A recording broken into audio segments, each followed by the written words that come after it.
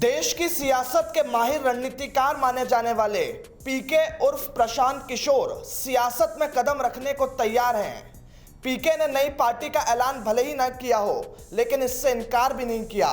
उन्होंने साफ कर दिया है कि बिहार के लोगों से मिलेंगे और उनसे बात करेंगे। उन्होंने 2 अक्टूबर से बिहार में 3000 किलोमीटर की पदयात्रा का ऐलान किया है। प्रशांत किशोर ने कहा कि पिछले 3 दशक से लालू यादव और नीतीश कुमार का राज रहा है, उसके बाद भी बिहार देश का सबसे पिछड़ा राज्य है और निचले पायदान पर है। आप भी सुनिए कि आखिर प्रशांत किशोर ने क्या कुछ ऐलान किया। जब नीतीश जी मुख्यमंत्री हैं, उनके और उनके समर्थकों का ऐसा मानना है कि उन्होंने आर्थिक विकास और दूसरे सामाजिक पहलुओं पर ध्यान दिया है और बिहार का विकास किया है।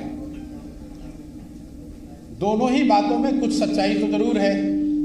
अगर आप इसको ऑब्जेक्टिवली देखेंगे तो जो लालू जी के रिजीम में हुआ या अभी जो नीतीश जी के रिजीम में हो रहा है, उसमें कुछ सच्चाई जरूर है और जो वो दावा कर रहे हैं।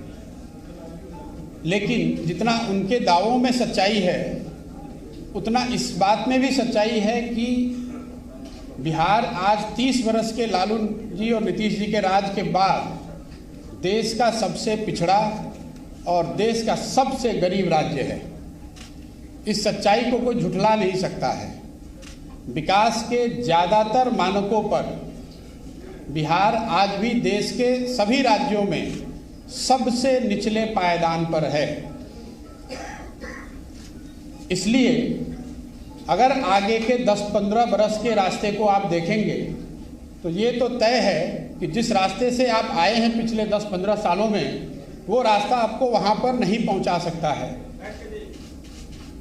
आने वाले 10-15 बरस और अगर उन वर्षों में बिहार को अग्रणी राज्यों की श्रेणी में आना है, तो जिस रास्ते पर ये राज्य पिछले 10 साल, 15 साल या 20 साल से चल रहा है, उन रास्तों पर चलकर हम वहाँ नहीं पहुँच सकते।